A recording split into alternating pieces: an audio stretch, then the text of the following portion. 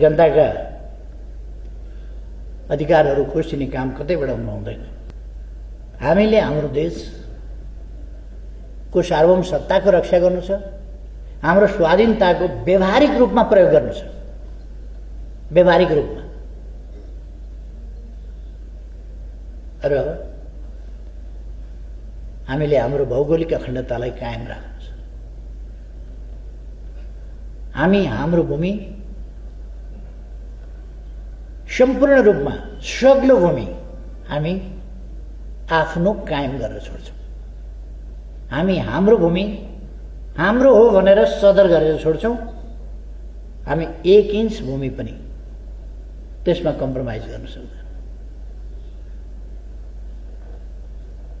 यो राष्ट्रवाद हात्तीको देखाउने दाँत होइन।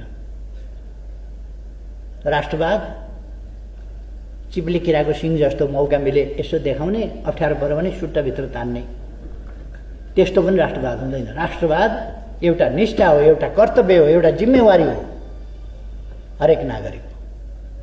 त्यसकारण त्यो कर्तव्य, त्यो जिम्मेवारी हरेक नागरिकले वहन गर्नुपर्छ। राष्ट्र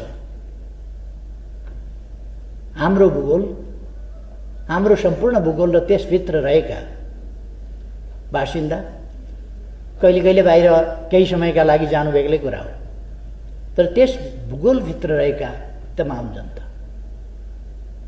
ती अघि हामी भर्खरै सांस्कृतिक कार्यक्रममा नृत्यमा हेऱ्यौँ, गीतमा हेऱ्यौँ, विविधता छ। यो बहुतै सुन्दर कुरा हो। हामी विविधतामा छौँ र विविधताका बीचमा एकतामा छौँ।